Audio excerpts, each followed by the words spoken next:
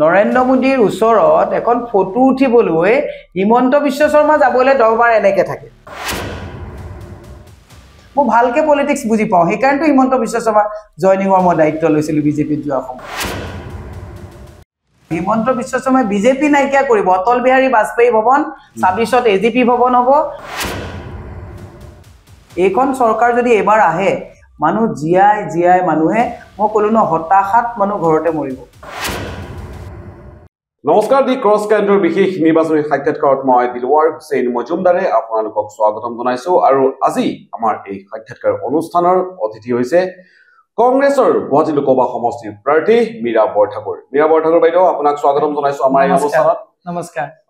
বাইদেউ যেটো নিৰ্বাচন সমাগত কি ধৰণৰ প্ৰস্তুতি আগবাঢ়িছে আপোনাৰ প্ৰস্তুতি খুব সুন্দৰভাৱে আমি কৰিছো আমি সমাজৰ প্ৰতিটো বৰ্গৰ মানে মানুহক টাচ কৰিছো ক্ষুদ্ৰ ব্যৱসায়ী পৰা মজলীয়া ব্যৱসায়ী পৰা শিক্ষকসকল অংগনবাড়ী আশা কৰ্মী বিভিন্ন ধৰণৰ যিসকল মানুহ আমাৰ অৰুণোদয় পোৱা নোপোৱা লাখপতি বাইদেউ পোৱা নোপোৱা সকলো ধৰণৰ আমি মানে মানুহক আমি মানে সম্পৰ্ক কৰিবলৈ সক্ষম হৈছো আৰু ৰাইজৰ বিপুল সহায় পাইছো গুৱাহাটী বিজেপি দুৰ্গ বুলি কোৱা হয় বিগত কেইবাটাও নিৰ্বাচনত বিজেপি দখল কৰি আহিছিল এবাৰ পৰিৱৰ্তন হ'বনে গুৱাহাটীত কি ভাবে আপুনি এবাৰ ডেফিনেটলি পৰিৱৰ্তন হ'ব একচুয়ালি ৰাজনীতিত কাৰো দুৰ্গ নহয় 15 বছৰটো কংগ্ৰেছৰো দুৰ্গ আছিলে গোটেই অসম দুৰ্গ আছিলে 15 বছৰ তৰুণ গগৈ ডাঙৰীয়াৰ দিনত গতিকে তাৰ পিছত পৰিৱৰ্তন ৰাইজে কৰিছে গতিকে ডেফিনেটলি এবাৰ পৰিৱৰ্তন হ'ব মানে মোৰ বিশ্বাস গুৱাহাটী সমষ্টিৰ কথা মই আজি তাৰিখত ক'ব পাৰিম কাৰণ বাকিবিলাকত মই যেহেতুকে যোৱা নাই গুৱাহাটী ৰাইজে মন বান্ধিছে মই দুটা বা তিনটা পইণ্ট আপোনাক আজি ক'বই লাগিব আপুনি নুসুধিলেও ক'ব লাগিব গুৱাহাটী বৃহত্তৰ মোৰ আজি প্ৰথম কথাটো হৈছে আপুনি গুৱাহাটীৰ মাজেৰে যেতিয়া ঘূৰি থাকিব ইউনিপল যিবিলাক আমাৰ যেটো গভৰ্ণমেন্টৰ যিবিলাক এডভাৰটাইজিং মানে হোৰ্ডিং বিলাক আছে তাত খুব দুখ লগা এটা শ্লোগান মই দেখিছো মোৰ গাৰ নোম ফিয়ৰি গৈছে তাত এতিয়া প্ৰধানমন্ত্ৰী নহয় কিন্তু তেওঁ কাৰণ এতিয়া তেওঁ ইলেকশ্যনৰ কাৰণে প্ৰিপেয়াৰ কৰি আছে তেওঁ যে সাধাৰণ এজন নাগৰিক ভাৰতবৰ্ষৰ তেওঁ কৈছে যে মোৰ ভাৰত মোৰ পৰিয়াল মই তাক অবজেকশন দিছো আজি তাইক মই কৈছো যে আমাৰ ভাৰত আমাৰ পৰিয়াল এই মোৰ ভাৰতৰ যিজন গৰাকী হ'ব বিচাৰিছে কস্মিন কালেও কোনো ভাৰতবৰ্ষৰ মানুহে সহ্য নকৰে অৰ্থাৎ মোৰ ভাৰত এটা ধাৰণা দি খুজি প্ৰায় গোটেই বিষয়টো এক স্বৈৰতান্ত্ৰিক এটা দিশলৈ লৈ যাব খোজা হৈছে বুলি যত এটা আমাৰ ভাৰত বুলি ক'লে যেটো এটা সকলোকে কালেক্টিভ এটা বিষয় মই অসমৰ প্ৰতিজন নাগৰিকক আজি গুৱাহাটী লোকসভা সমষ্টিৰ প্ৰাৰ্থী হিচাপে মই আপোনালোকক বিনম্ৰভাৱে আহ্বান জনাইছো যে মোৰ ভাৰত মোৰ পৰিয়াল বুলি কৰিবৰ বিচাৰা আমাৰ ভাৰতখনক মোৰ ভাৰত কৰিবলৈ লৈ যোৱা এই নৰেন্দ্ৰ মোদীক প্ৰতিহত কৰাটো এইটো সময়ৰ আহ্বান নহলে সেই মোৰ পৰিয়ালত আজি চাওক মোৰ এই মোবাইলটো মোৰ মোবাইল এই মোবাইলটো আজি দিলৱাৰ হুছেইনে ব্যৱহাৰ কৰিব নাই মোৰ মোবাইল এই মোবাইলটো যদি আমাৰ মোবাইল হৈ পেলাই যদি আজি মই অফিচত থওঁ সকলোৱে ইয়াত প্ৰয়োজনলৈ ব্যৱহাৰ কৰিব পাৰিম এই কথাটো যেতিয়ালৈকে ৰাইজে বুজি নাপাব মোৰ ভাৰতত যদি এই জালখনত ভৰি দিয়ে আজি যেনেকৈ ইলেক্ট্ৰল বণ্ডৰ যোগেদি গোটেই পৃথিৱীৰ ভিতৰত বৃহৎ কেলেংকাৰী কৰি পেলালে এই মোৰ ভাৰতৰ যিজন চৰ্দাৰ এই চৰ্দাৰজন যদি আকৌ জিকিবলৈ হয় তেতিয়ালে আমাৰ নুগুৰনাকতি যে হ'ব সংবিধান যে নষ্ট কৰা হ'ব গণতান্ত্ৰিক প্ৰমূল্যবোধ ইতিমধ্যে খতম কৰা হৈছে সংবিধানখন ইতিমধ্যে খতম কৰা হৈছে গতিকে সংবিধান সুৰক্ষা যদি থাকে আমাৰ সকলো অধিকাৰ সুৰক্ষিত হৈ থাকিব গতিকে মোৰ ভাৰতৰ কনসেপ্টক আমি হাতৰি মাৰিবই লাগিব বিভিন্ন ঠাইত দেখা পোৱা গৈছে অৰুণোদয়ৰ এক জৰীপ পত্ৰৰ নাম দি পেলাই বিভিন্ন ধৰণৰ পত্ৰ বিতৰণ কৰা হৈছে মানুহক লোভ দিয়া হৈছে মানুহক টুপ দিয়া হৈছে আৰু বিভিন্ন ধৰণৰ আঁচনি দিয়াৰ কথা বিজেপিয়ে তেনে বাতাবৰণ সৃষ্টি কৰিব খুজিছে নিৰ্বাচন আয়োগৰ পৰা জাননী গাঁৱৰ পৰা জাননী জাৰি কৰা হৈছে বিজেপি ৰাজ্যিক সভাপতি লৈ তথাপিও নাচুৰবান্ধা বিজেপিয়ে তেওঁলোকে সেই কাম কৰিবই চাওক তেওঁলোকে ইমান বিকশিত ভাৰতৰ কথা কয় সকলো বিকাশৰ কথা কয় এতিয়া তেওঁলোকে অৰুণোদয় আঁচনি বিলাই থাকিবলগীয়া হৈছে আমাৰ মানুহে হাতে লুটে ধৰিছে এতিয়াও ইয়াত লাখপতি বাইদেউৰ কাৰণে ফৰ্ম বিলাবলৈ গোটবিলাকক তেওঁলোকে জেগাই জেগাই নিমন্ত্ৰণ দিছে আমি কিন্তু খবৰ পাই থাকো আমাৰ হাততো খবৰ দিয়ে সেই গোটৰ মানুহে খবৰ দিয়ে যে বাইদেউ উপায় নাই কাইলৈ লাখপতি বাইদেউ দিম বুলি আমাক ফৰ্ম দিম বুলি মাতিছে আমি যাম কিন্তু ভোটটো আমি নিদিওঁ আমাৰ হাতত খবৰ থাকে ন তেওঁলোকৰ যি লাখপতি বাইদেউ 100-150 গৰাকীকে গোট বিচাৰে তাৰে 100 গৰাকী খবৰে আমাৰ হাতত থাকে কাৰণ তেওঁলোকো বাধ্যত পৰি গৈছে এটো যে নিৰ্বাচনী বিধি যেটো উলংঘা কৰিছে তাক মই সকলোকে মানে আপোনাৰ চুকা দৃষ্টি ৰাখিবৰ কাৰণে মই আহ্বান জনাইছো ইমান দিনে অৰুণোদয়ত বাকি লাখপতি বাইদেউত বাকী, মাইক্ৰ' ফাইনেন্সত বাকী, চাকৰি 1 লাখ 5 লাখকে দিম বুলি কোৱা তাত বাকী, 2 কোটি চাকৰিত বাকী, টুইন টাৱাৰত বাকী, সব ফাঁকি আৰু বাকী। এই ফাঁকি আৰু বাকীবিলাক ৰাইজে বুজিছে। গতিকে এইবাৰ তেওঁলোকৰ যিটো সপোন দেখুৱাই পৰিৱৰ্তন অনাৰ কথা কৈছিলে তাৰ পৰা পৰিত্ৰাণ বিচাৰি এইবাৰ আমাক তেওঁলোকে অসমৰ মানে বিভিন্ন কোণত সকলোকে আপোনাক মানে তেওঁলোকে মন বান্ধি লৈছে যে এইবাৰ এই আৰু মূৰ ভাৰতৰ গৰাকীক আমি আমাৰ অধিকাৰ কেতিয়াও সমজাই নিদিওঁ। কি বিষয় লৈ আগবাঢ়ি গৈছে বাইদেউ? জনসাধাৰণৰ সন্মুখত কি বিষয় আপুনি উপস্থাপন কৰিছে? কি ইস্যু লৈ আপুনি আগবাঢ়ি গৈ আছে? চাওক, অসমৰ বিভিন্ন মানে গুৱাহাটীৰ সমস্যা গ্ৰাম্য সমস্যা নগৰৰ লগত নিমিলে, চহৰৰ সমস্যা গ্ৰাম্যৰ লগত নিমিলে, বিভিন্ন সমস্যা আছে। চবতছে হৈছে পানী, প্ৰাণীৰ প্ৰাণ। খোৱা পানীৰ সমস্যাটো যে কেৱল যে আপোনাৰ গুৱাহাটী চিটিত আছে এনেকুৱা নহয়, গোটেই সমগ্ৰ গুৱাহাটী মানে আপোনাৰ কালি মই বকু সমষ্টিত ৰাতি প্ৰায় 10টা বজাত মিটিং কৰিছো। তাতো তেওঁলোকে আহি পেলাই কৈছে যে বাইদেউ খোৱা পানী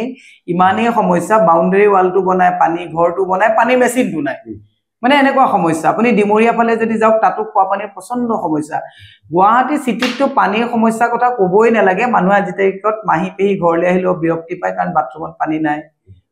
বাচন ধুবলৈ পানী নাই। পৰহি মই পাঞ্জাবাৰীত দুগৰাকী মানুহক লগ কৰিলো, বোলে বাইদেউ ঘৰত খানা পাতিছে নেকি, ইমান পাত লৈছে? কৈছে নহয় বাইদেউ, আমি আজি বহু দিনৰ পৰা পাততে ভাত খাওঁ, তাৰমানে আমাৰ বাচন ধুবলৈ পানী নাই। এইটো হৈছে বিৰাট ডাঙৰ সমস্যা।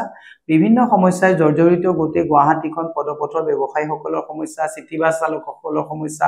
ওলা, Uber, battery rickshaw, auto rickshaw, ক্ষুদ্ৰ ব্যৱসায়ী, পদপথৰ ব্যৱসায়ী, কৰ্মচাৰী, আশা, অংগনবাড়ী, শিক্ষকসকল, ডিজিটেল শিক্ষক, কোভিডৰ সময়ত যিসকল কৰ্মচাৰী আছিল সকলোকে, আৰু কাৰোবাৰ মই আপোনাৰ নামেই মানে আপোনাৰ পাহৰি গৈছো, আমাৰ প্ৰত্যেকটো ঠিকাদাৰসকল ইমান সমস্যাত জৰ্জৰিত হৈ আছে। সকলোৱে কেৱল 7 তাৰিখটোলৈ বাট চাই আছে যে 7 তাৰিখ আহক, সমস্যাৰ মোহৰটো আমি ইভিএমত লগাম। আপোনাৰ প্ৰতিদ্বন্দ্বী, মূল প্ৰতিদ্বন্দ্বী হ'ব বিজুলী কলিতা, মেধি বিজেপিৰ যিগৰাকী প্ৰাৰ্থী, আৰু তেওঁ কৈ আছে যে গুৱাহাটীত কোনো ধৰণৰ সমস্যা নাই, কেৱল তেওঁক ভোট দি পেলাই প্ৰধানমন্ত্ৰী নৰেন্দ্ৰ মোদীকহে প্ৰধানমন্ত্ৰী পাতিব লাগে। নাই, মই তেওঁক প্ৰত্যুত্তৰ নিদিওঁ, কাৰণ মোৰ লক্ষ্যটো অকণমান উদ্দেশ্য মোৰ বহল। গতিকে তেওঁক প্ৰত্যুত্তৰ মই নিদিওঁ। মোৰ প্ৰতিদ্বন্দ্বী হ'ব বিজেপি। গতিকে তেওঁ যেতিয়া সমস্যাই দেখা নাই, গতিকে তেওঁৰ লগত প্ৰতিদ্বন্দ্বিতাৰ কুৱেশ্যন ডাজ নট এৰাইজ। গতিকে মোৰ গোটেই প্ৰতিদ্বন্দ্বী হ'ব বিজেপি। আমাৰ যিটো মানে হেৰি হ'ব, বিজেপিৰ লগত প্ৰতিদ্বন্দ্বিতা হ'ব। গতিকে ৰাইজে কিন্তু বিজেপিক বুজি পাইছে। গতিকে চৌদিশে কিন্তু গুৱাহাটীৰ ক্ষেত্ৰত কিছু আন্তঃগাঁথনি নিৰ্মাণ কৰা হোৱা পৰিলক্ষিত হয়। বিভিন্ন ঠাইত ধৰি লওক উৰণ সেতু নিৰ্মাণ কৰা হৈছে, বা ব্ৰহ্মপুত্ৰৰ সৌন্দৰ্য বৰ্ধনৰ কাৰণে কিছুমান কাম হাতত লোৱা হৈছে। সেই বিষয়টো আপুনি কি দৃষ্টিৰে চায়? কাৰণ বিজেপি এইখিনি বিষয় তেওঁলোকে জনসাধাৰণক সন্মত কৰিছে যে আমি গুৱাহাটীৰ বহুত ধৰণৰ উন্নয়ন সাধন কৰিছো বুলি ক'ব খোজে বিজেপিয়ে। মই আপোনাক কওঁ চাওক, উৰণীয়া সেতু আজি তাৰিখত, উৰণীয়া সেতু যিটো 100-150 কোটি টকীয়া উৰণীয়া সেতুটো 300-350 কোটি টকাত বনালে কোনে নবনাব কওকচোন? কিন্তু আগতেই কৈছো, মুখ্যমন্ত্ৰীজন ঠিকাদাৰ মুখ্যমন্ত্ৰী। PWD ডিপাৰ্টমেণ্টটো কাৰ হাতত আছে? মুখ্যমন্ত্ৰীৰ হাতত আছে। ৰিয়েল ষ্টেটৰ বিজনেছ কৰা লোকজন কাৰ লগত আছে? তেওঁৰ লগত আছে। গতিকে সেইটো বহুত ডাঙৰ কথা নহয়। আপুনি উৰণীয়া সেতু উন্নয়ন হৈছে বুলি যদি ভাবিছে, উৰণীয়া সেতুৰ তলৰ ৰাস্তাবিলাক চাওক। উৰণীয়া সেতুৰ তলত লাগি থকা আজি 30-40 বছৰে দোকানদাৰ কৰি কিবা ব্যৱসায় কৰি চলি থকা মানুহবিলাকৰ ভৱিষ্যত কি হ'ব? চৰকাৰৰ কামটো কি? জনকল্যাণমুখী কাম কৰা। উৰণীয়া সেতু এফালে বনাইছে, এফালে ব্যৱসায় বাণিজ্য বন্ধ হৈ মানুহ হতাশগ্ৰস্ত এটা পৰিৱেশত গৈছে। দ্বিতীয়, মই আপোনাৰ এটা কথা আপুনি নুসুধোতে উৰণীয়া সেতুৰ কথা যেতিয়া ক'লে মই এটা কথা কওঁ, এওঁলোকে খুব হিন্দুৰ কথা কয় নহয়, হিন্দুৰ পাৰ্টি বুলি কয়। এই যে আমাৰ কামাখ্যা ধাম, কামাখ্যা এখন শক্তিপীঠ। কামাখ্যা এনেকুৱা এটা মন্দিৰ নহয় যে কোনোবাই সাজাই দিব তাত গৈ যাব, তাত শক্তি আছে। এইটো শক্তিপীঠ বুলি কোৱা হয়। এতিয়া তেওঁলোকে যেনেকে উৰণীয়া সেতু বনাইছে, কামাখ্যা মন্দিৰৰ ওপৰত আমাৰ কেইবাটাও মন্দিৰ আছে। শুক্লেশ্বৰ আপোনাৰ ভুৱনেশ্বৰী মন্দিৰ, ধ্ৰুমাৱতী মন্দিৰ, এনেকুৱা বিভিন্ন মন্দিৰ তাৰ ওপৰলৈ আছে। বগলা মন্দিৰৰ পৰা ওপৰলৈকে বহুত আছে। এতিয়া এওঁলোকে প্লেনিং কৰিছে, তাত তেওঁলোকে এটা ক্লক ৰুম বনাব, তাত তেওঁলোকে আকৌ এটা পৰ্যটনৰ কাৰণে কিবা বনাব। কামাখ্যা মন্দিৰৰ যিটো শক্তিপীঠৰ যিটো মাহাত্ম্য, আমিতো আগতে ভাবো যে ইয়াত টাইলছ মাৰ্বলৰ কাম নাই, কাৰণ সেই শক্তিপীঠত মানুহে তান্ত্ৰিক বা মন্ত্ৰ, এই গোটেই বস্তুবিলাকৰ তাত সাধনা কৰা হয়। সাধনা স্থল একচুৱেলি শক্তিপীঠ কামাখ্যা। তাতো এওঁলোকে হাতুৰি লগাব বিচাৰিছে। কম দুৰ্ভাগ্যজনক কথা। গতিকে এওঁলোকে উন্নয়ন মানে এওঁলোকক কনষ্ট্ৰাকশ্যন লাগে। সি অভাৰব্ৰিজ কনষ্ট্ৰাকশ্যনেই হওক, কামাখ্যা শক্তিপীঠত হাতুৰি মাৰিয়েই হওক, কোৰ্ট ভাঙি পেলাই কোৰ্টখন বনোৱাই হওক, এওঁলোকক ভাঙিব লাগে, নতুনকে বনাব লাগে। কাৰণ পুৰণাকেইটা মেইনটেনেঞ্চ কৰিলে ইমান প্ৰফিট নহয়। নতুনকে ভাঙিব লাগে বনাবলৈ আৰু মই আপোনাক কৈছো কামাখ্যা শক্তিপীঠত যিদিনা হাতুৰি লগাব এই শক্তিপীঠে এওঁলোকক জীৱনৰ কাৰণে নিক্ষেপ কৰিব মই আজি আপোনাক মোৰ ঘৰৰ পৰা এই কথাটো কলো শুনিবোৰ গাৰ নোম শিয়ৰি গৈছে যে যিখন চৰকাৰে কামাখ্যা শক্তিপীঠ বুলি ক'লে আমি ইয়াৰ পৰা আমি যেতিয়া যাওঁ এটা সাধনাৰ মন লৈ পেলাই যাওঁ তাত যেতিয়া কামাখ্যাৰ আমি ৰাস্তাত উঠো আমি পবিত্ৰ মনৰে কামাখ্যাত শক্তিৰ কাৰণে আমি যাওঁ আৰু তাত এতিয়া এওঁলোকে হাতুৰি লগাব তাৰমানে এইটো মুকেশ আম্বানীৰ পিছত কৰা চাগে আকৌ পেকেজ আহিছে আপুনি টকা কাৰণে সকলো কৰিব পাৰে মানে এলোকৰ পইচা লাগে কনষ্ট্ৰাকচন কৰিলে এটা পুৰণা মন্দিৰ কিটা ভাঙি দিব ভাঙি দিলেও এটা পইচা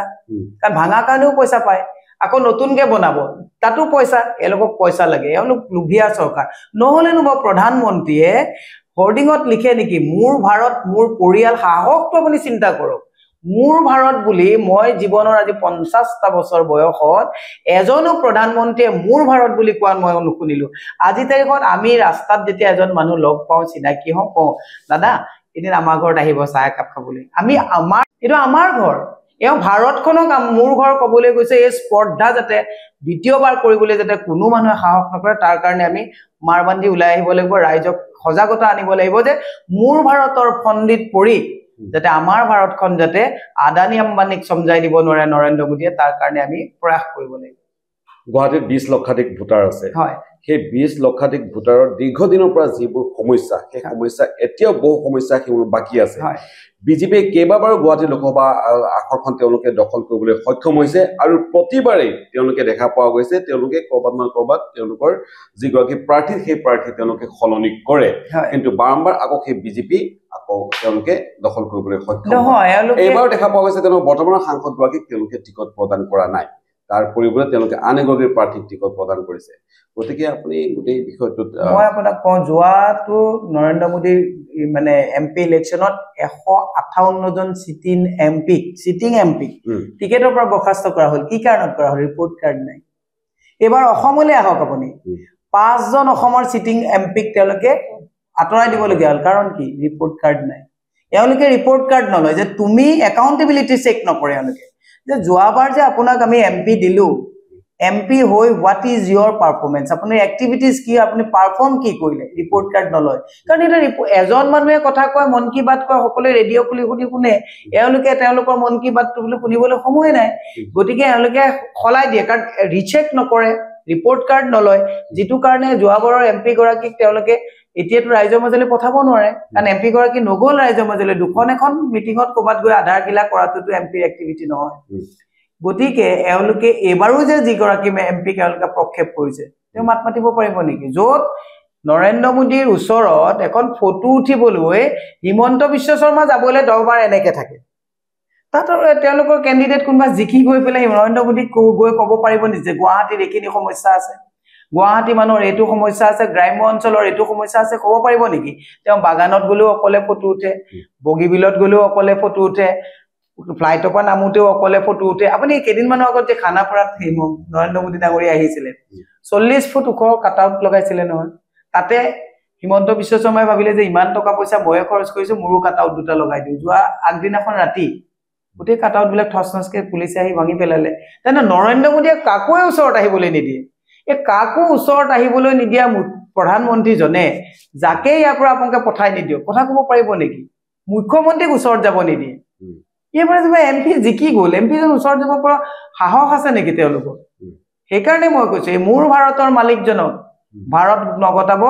মোৰ ভাৰতৰ মালিকজনক যদি উফৰাই পঠাব নোৱাৰো এই মোৰ ভাৰতৰ মালিকজনে আমাক কৰ্মচাৰী আৰু চাকৰৰ দৰে ব্যৱহাৰ কৰিব গতিকে আমাৰ ভাৰতৰ এজন গৰাকীক আমি ভাৰত গতাব লাগিব যাতে আমি আমাৰ গুৱাহাটীৰ কথা আমাৰ অসমৰ কথা আমাৰ ভাৰতৰ কথা যত আলোচনা কৰিম তেওঁ শুনিব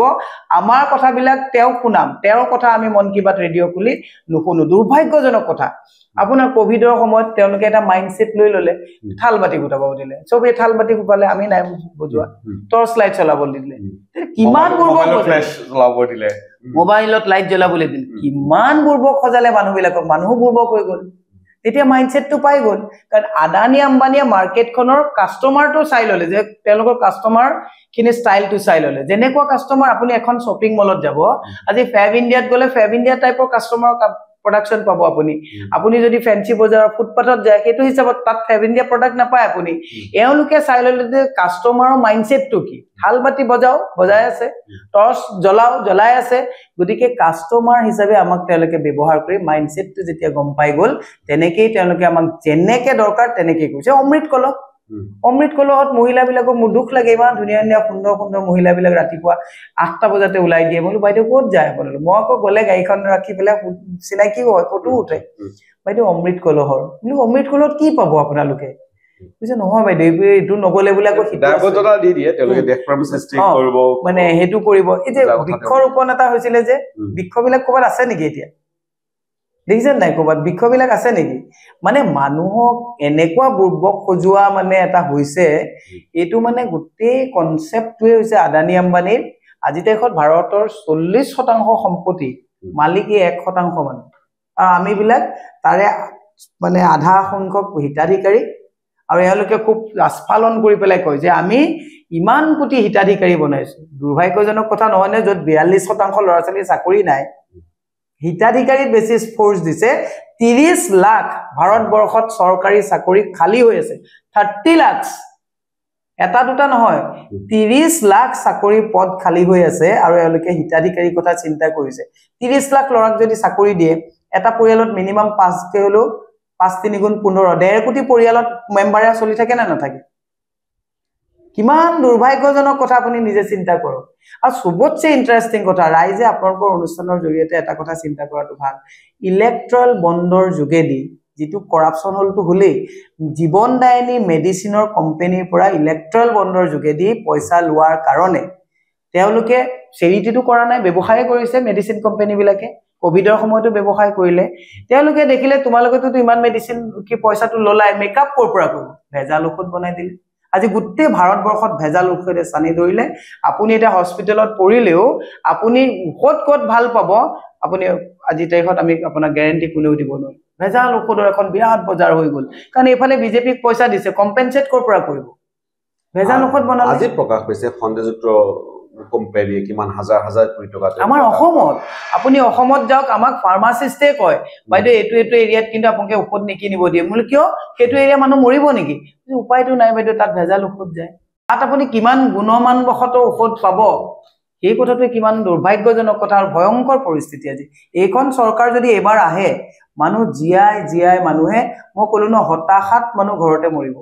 কিন্তু এইখন চৰকাৰে তেওঁলোকে দেখুৱায় যে তেওঁলোকে আটাইতকৈ বেছি দেশপ্ৰেমিক তেওঁলোকে ৰাষ্ট্ৰপ্ৰেমিক বুলি দেখুৱায় আৰু তাৰ এটা ধাৰণা সৃষ্টি কৰি তেওঁলোকে জনসাধাৰণৰ আবেগ সৃষ্টি কৰি তেওঁলোকে ভোট ল'বৰ কাৰণে সদায় চেষ্টা কৰে সেইটো আবেগ বেছি দিনৰ কাৰণে নহয় এওঁলোকে সপোন বিকিলে সপোন এওঁলোকে বিকি পেলাই বিক্ৰী নগ'লে লক্ষ্য বান্ধি লৈছে তেওঁলোকে যে 2000 হিমন্ত বিশ্ব শৰ্মাই কৈছে মুখ্যমন্ত্ৰী তেওঁ কৈছে 2026ৰ আগে তেওঁলোক কংগ্ৰেছ নাইকিয়া কৰিব অসমত হিমন্ত বিশ্ব শৰ্মা কংগ্ৰেছ নাইকিয়া কৰাৰ কথাটো বাদ দিয়ক হিমন্ত বিশ্ব শৰ্মাই বিজেপি নাইকিয়া কৰিব অটল বিহাৰী বাজপেয়ী ভৱন 26ত এজিপি ভৱন হ'ব গোটেই এজিপি মানুহখিনিক লৈ পেলাই তেওঁ তাত সেইটো এজিপি ভৱন কাৰণ ভৱনটো তেওঁৰ ডিজাইনতে বনিছে তেওঁটো আমবাৰী অফিসটোত নেজায় ন আজিকালি অতুল বৰাও যায় মাজে তালি যায় আপোনাক মই আজি কলো জালুকবাৰী সমষ্টিত এটো কিন্তু দেখাব আপুনি দেখালে খুব বেয়া পাব জালুকবাৰী সমষ্টিত জনৈক খৈকিয়া নামৰ এজন লিডাৰৰ নেতৃত্বত 16700 যোৱা দুটা মাহত এজিপি মেম্বাৰশিপ এনৰোল কৰা হৈছে তেওঁটো বিজেপি মুখ্যমন্ত্ৰী তেওঁ বিজেপি মেম্বাৰহে এনৰোল কৰিব লাগিছিল তেওঁ কিয় বিজেপি মেম্বাৰ এনৰোল কৰা নাই এজিপি মেম্বাৰ বৃদ্ধি কৰিছে তেওঁ গোটেই মানুহবিলাকক এজিপিত ভৰাবৰ কাৰণে কিয় প্ৰয়াস কৰিছে কাৰণ বিজেপিত তেওঁ দেখিছে যে ইয়াত আৰু নোৱাৰি এই মোৰ ভাৰতৰ মালিকটোৱে মোৰ চকুলৈকে নাচায় এইজন মালিকৰ লগত পূৰ্ণ হ'ব গতিকে তেওঁ 26 লে টাৰ্গেট কৰিলে তেওঁ এতিয়া লোকসভাৰ কথা টাৰ্গেটটো পিছত তেওঁ 26 লে টাৰ্গেট কৰি আজিকালি অতুল বৰাকো কয় ৰুমত ক'ত বহিব ৰুমটো চাওক মাজে অতুল বৰা বাজপেয়ী ভৱনত যায় মই আজি কলো লিখি ৰাখক 26ত তেওঁ এজিপিক লগত লৈ আইআইডিএফক লগত লৈ তেওঁ মুখ্যমন্ত্ৰী হ'ব আৰু এজিপি অফিসটো অটল বিহাৰী বাজপেয়ী ভৱন হ'ব আৰু তাৰ পৰাই তেওঁ ৰণসিংহত বজাব আৰু বিজেপি সেই সূত্ৰে গোটেই নিষ্ঠাবান কৰ্মীবিলাকক গল চেপা মাৰি পিছ দুৱাৰৰে যাবলৈ দিছে য'ত যোৱা তোমালোক যোৱা আৰু বিজেপি কেনেবাকে যদি আপোনালোকৰ সহযোগিতা বিচাৰে সেই সময়ত মইতো কওঁ যে হিমন্ত বিশ্ব শৰ্মাৰ সহায় ল'ব নালাগে কাৰণ তেওঁ মানে মানুহজন এক্টিভ মানুহ নো ডাউট কিন্তু তেওঁ স্থিতি সবল নহয় আৰু তেওঁ মানে একচুয়ালি স্থিতা অৱস্থাত থাকি পেলে মানে স্থিতিটো সবলভাৱে লৈ পেলে তেওঁ এক হেৰিকে কাম কৰিব নোৱাৰে যতে যায় ততে গৰ্বৰ লগায় গতি আমাক নালাগে তেওঁ এজিপিকে লগত লৈ অটল বিহাৰী বাজপেয়ী ভৱনত যিটো কৰাৰ সুবিধা কৰিছে অশোক সিংহল নাৰায়ণ ডেকা আপোনাৰ অতুল বৰা এইবিলাকক লৈ নহলে আপুনি চিন্তা কৰকচোন তেওঁ এই যে ফণীভূষণ চৌধুৰী ঘৰত আশীৰ্বাদ লবলৈ যোৱাটো ইণ্ডিকেট কি কৰে প্ৰদীপ হাজৰিকা ঘৰত ভাত খাবলৈ গৈ যে আশীৰ্বাদ ল'ব গৈছে কাৰণটো কি আপোনালোকে বুজি পায় নে নাপায় জালুকবাৰী হেন জেগাত আজি এনৰোল এজিপিৰ চলি আছে আমিও পলিটিক্স বুজি পাওঁ পলিটিক্স বুজি পাবৰ কাৰণে আপুনি এমএলএ মন্ত্ৰী হ'ব নালাগে নহয় মই ভালকে পলিটিক্স বুজি পাওঁ সেইকাৰণে হিমন্ত বিশ্ব শৰ্মা জয়নিঙৰ মই দায়িত্ব লৈছিলো বিজেপিত যোৱা সময় পলিটিক্স মই বুজি পাওঁ জয়নিঙৰ দায়িত্বটো আপুনি আছিলে ডেফিনেটলি তেওঁ হেখন নিজেও কৈছে আপুনি সুধিব মইতো অন কেমেৰা এটাও মিছা কথা নকওঁ উভতি ধৰিব জেলত ভৰাই দিব নহলে এটাও মিছা কথা মোক অন কেমেৰাত মোক সুদীৰ্ঘ এই ইমান বছৰীয়া এটা ৰাজনীতিত এটা মিছা কথা কৈছো বুলি প্ৰমাণ দিলে মই আজিয়ে মই কৈছো ৰাজহুৱা জীৱন ত্যাগ কৰিম পলিটিক্স আমি বুজি পাওঁ হিমন্ত বিশ্ব শৰ্মাই যে এজিপিৰ মুখ্যমন্ত্ৰী হ'ব এজিপি এআইইউডিএফ সকলোকে লগত লৈ ছাব্বিছত যে অটল বিহাৰী বাজপেয়ী ভৱনটো এজিপি ভৱন কৰিব যদি নহয় মোক সেইদিনাখন আপুনি ছাব্বিছত আপোনালোকে মোক সুধিব শেষ প্ৰশ্ন কৰি লৈছো কংগ্ৰেছে কেইবাটাও ন্যায়ৰ কথা কৈ আছে তাতে এটা উল্লেখযোগ্য ন্যায় হৈছে নাৰী ন্যায়ৰ কথা কংগ্ৰেছে কৈ আছে যেটো আপুনি এগৰাকী মহিলা প্ৰাৰ্থী গতিকে নাৰী ন্যায়ৰ ক্ষেত্ৰত আপোনালোকে কি ভূমিকা ল'ব বুলি আপোনালোকে ভাবে আৰু নাৰীৰ প্ৰতি কি ধৰণৰ অন্যায় হোৱা বুলি আপোনালোকে নাৰী ন্যায়ৰ ক্ষেত্ৰটোত কংগ্ৰেছ আগৰ পৰাই আছে আজি তাৰিখত যদি মহিলাৰ ভাগিদাৰীৰ কথা যদি কয় অংশীদাৰিত্বৰ কথা কয় গোটেই ভাৰতবৰ্ষত পঞ্চায়তী ৰাজ ব্যৱস্থাটোত 14,05,000 মানুহে মহিলা আজি কোনবা সৰপঞ্চ কোনবা পঞ্চায়তৰ সভানেত্ৰী কোনবা মেম্বাৰ 14.5 লাখ মহিলা আজি তাৰিখত পঞ্চায়তী ৰাজ ব্যৱস্থাটোত ভাগিদাৰী অংশীদাৰিত্ব লৈ আছে এটো কংগ্ৰেছৰ ফসল আজি তাৰিখত 33% ৰিজাৰ্ভেশনৰ কথাটো আমি কৈ আছিলো তেওঁলোক বহুতে আহিব দিয়া নাছিল এবাৰ তেওঁলোকে আনিলে কিন্তু তেওঁলোকে এন্টায়াৰ নৰ্থ ইষ্টত এটাই সিট দিলে কিন্তু আজি তাৰিখত কংগ্ৰেছৰ কথাটো হুকিয়া কংগ্ৰেছে কয় যেনেকে কৰে তেনেকে আৰু চৰকাৰী চাকৰিৰ ক্ষেত্ৰত যেটো আপোনাৰ ধৰক আজি তাৰিখত 30 লাখ চৰকাৰী পদবী খালি হৈ আছে যোগ্যতাৰ ভিত্তিত 50-50% যাতে পুৰুষেও পাব 40% মহিলাও পাব ছোৱালী যুৱতীও পাব তাৰ কাৰণে আমি ব্যৱস্থা লম আৰু নাৰীৰ যেটো ঘৰুৱা হিংসা বিভিন্ন ধৰণৰ কথা আছে এই আইনবিলাকত আমি মহিলাৰ ক্ষেত্ৰত আমি সদায় আগতেও কংগ্ৰেছ মহিলাৰ ক্ষেত্ৰত বহুত ৰিলেক্স পুৰা মানে কংগ্ৰেছে মহিলা সবলীকৰণৰ ক্ষেত্ৰত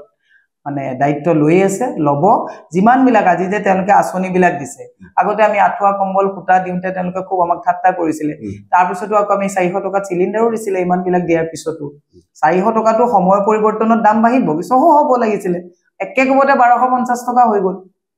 এতিয়া হাজাৰৰ ভিতৰত আহিছে না এতিয়া 950 টকা ইলেকশনৰ আগত দিছে নহলে মহিলাসকলে তেওঁলোকে উজলা যে আঁচনিৰ যিবিলাক সিলিন্ডাৰ কানেকশন দিছিলে মোৰ লগত কেমেৰা লৈ লাবচোন সব এটা টেবুল বনাইছে তাৰ ওপৰতে পিয়া এখন ৰাউন্ড কে কাটি কাপোৰ এখন